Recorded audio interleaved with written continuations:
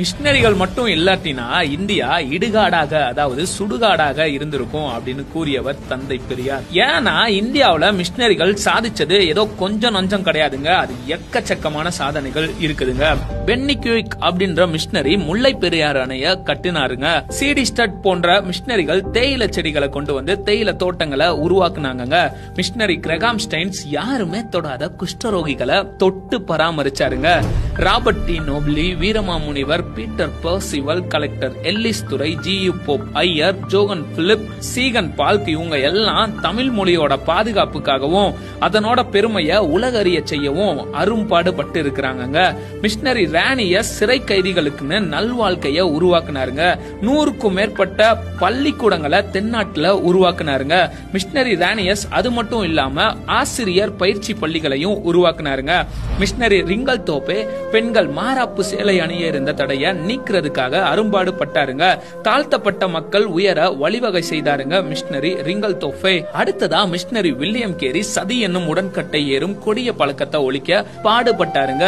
பெண் மருத்துவ கல்விக்கு வித்திட்டு மருத்துவமனையை உருவாக்கியவர் தான் மிஷினரி ஐடா ஸ்கைடர் அம்மையார். ஓலை சுவடுகள்ல தவழ்ந்த தமிழ அச்சில ஏத்தி புத்தகங்களை அச்சடிக்க உதவியவர் தான் சீகன் பால் அப்படின்ற மிஷினரி. தரங்கம்பாடியில இவர் தான் பெண்களுக்கான முதல் தமிழ் பள்ளிய உருவாக்குனாருங்க.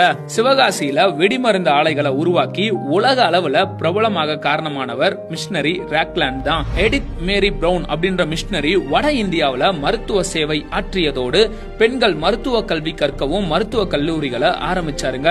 பிரான்சிஸ் சேவியர் ஐயா கடற்கரை ஓரங்கள்ல சென்று மீனவ மக்கள் நல்வாழ்வுக்குன்னு பாடுபட்டாருங்க. ஏமி கர்மைக்கல் அப்படின்ற மிஷினரி சிறு வயதிலேயே பெண் பிள்ளைங்களை இந்து கோயில்கள்ல தேவதாசி அப்படின்ற இழிவான பணிக்கு கொண்டு சென்று விடுகிற மூட பழக்கத்தை எதிர்த்து அதை தடை செய்ய அரும்பாடுபட்டாருங்க.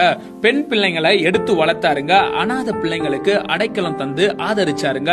லண்டன் மிஷன் சொசைட்டி மூலம் கொண்டு வரப்பட்ட உருளைக்கிழங்கு, முட்டைக்கோசு, கேரட் இதெல்லாமே நீலகிரி பகுதியில விளைவிக்கப்பட்டன. விவசாயம் அங்க செழிச்சுச்சுங்க. மக்களோட வாழ்வாதாரமும் அதனோட சேர்ந்து உயர்ந்துச்சுங்க. ஈவ்லின் பிராண்ட் அம்மையார் அப்படின்ற மிஷினரி மூலமாக சேலம் கொல்லிமலை பகுதியில் இருக்கிற ஆதிவாசி மக்கள் நல்வாழ்வு அடைஞ்சாங்க. ரச்சன்ய சேனை அதாவது சால்வேஷன் ஆர்மி அப்படின்ற மிஷினரி ஊழியங்கள் மூலமாக ஏழை மக்களுக்கு உணவும் உடையும் கிடைச்சிச்சுங்க. ஜான் டி பிரிட்டோ அப்படின்ற மிஷினரியோட கடுமையான மிஷினரி பணியின் மூலமாக ராமநாதபுரத்துல திருட்டு தொழில குலத்தொழிலாக செய்கிற மக்கள் எத்தனையோ பேரு நல்ல பாதையில கடந்து வந்தாங்க. ஆர்த்தர் மர்காஷியஸ் அப்படின்றவரு மருத்துவமனைகளை கட்டி ஏழைகளுக்கு மருத்துவ சிகிச்சையை அளிச்சாருங்க. பெண்களுக்கான ஆசிரிய பள்ளியை ஆரம்பிச்சாருங்க. விதவை பெண்களின் மறுமலர்ச்சிக்காக போராடினாருங்க. இது மட்டும் இல்லாம நம்ம எல்லாருக்குமே தெரிஞ்ச அன்னை தெரசா அன்பின் பணியாளர் சபை ஒன்றை நிறுவி குழந்தைகள், பெண்கள், அனாதைகள், நோயாளிகள், முதியோர்கள், சமுதாயத்துல பின்தங்கி இருக்கிறவர்களுக்கு ஆதரவு கொடுத்தாருங்க. இன்னும் கொடுத்து கொண்டேதான் இருக்கிறாருங்க. மிஷினரிகள் வந்ததாலதான் ஆங்கில கல்வி நிறுவனங்கள் உருவாச்சு. விஞ்ஞான கருவிகளும் தொலைத்தொடர்பு கருவிகளும் நவீன வாகனங்களும் மருத்துவ உபகரணங்களும் எல்லாவற்றிற்கும் மேலாக ஒழுக்கமும் நாகரிகமும் உயர்கல்வியும் கிடைச்சிச்சுங்க. கொடுக்கப்பட்ட மக்களுக்கு கல்வி கிடைக்க முக்கியமான காரணம் கிறிஸ்தவ மிஷினரிகள் தான். கொடுக்கப்பட்ட மக்களுக்கு பஞ்சமி நலம் கிடைக்க காரணமானவங்க இந்த கிறிஸ்தவ மிஷினரிகள் தான். இன்னைக்கும் பட்டியலினத்தவர் அப்படின்னு அழைக்கப்படுகிற சமுதாயத்தால ஒடுக்கப்பட்ட ஒருத்தவங்க மேல் சாதி பிராமணனோட சரிக்கு சமமா உட்கார வச்சதுக்கு காரணம் யாரு? கிறிஸ்தவ மிஷினரிகள். பெண்கள் மார்பை மறைக்க வரி கட்டணும், அதை எதிர்த்து ஒழிக்க பாடுபட்டது யாரு? கிறிஸ்தவ மிஷினரிகள். பெண் குழந்தைங்க தேவதாசியா பிராமணர்களுக்கும் மேல் சாதி காரணங்களுக்கும் உடல் மூலமா சேவை செய்யணும், நடனம் மூலமா உற்சாகப்படுத்தணும்,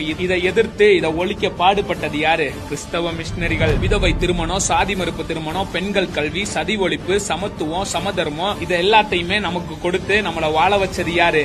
நம்ம கிறிஸ்தவ மிஷினரிகள் தாங்க. இன்னைக்கும் இந்தியா தொழில் துறையிலையும் சரி கல்வித்துறையிலையும் சரி வளர்ந்த நாடுகளோட பட்டியல்ல வருவதற்கு மிஷினரிகளோட கண்ணீரும் அன்பின் வார்த்தைகளும் கடுமையான உழைப்பும் மேலான தியாகமும் இயேசுவோட அன்புனால நிறைஞ்ச கிறிஸ்தவ மிஷினரிகளுடைய சேவை மட்டும் இல்லாட்டின்னு வச்சுக்கோங்களேன், இந்தியா இன்னைக்கும் இடுகாடாக தான் இருந்திருக்கும்.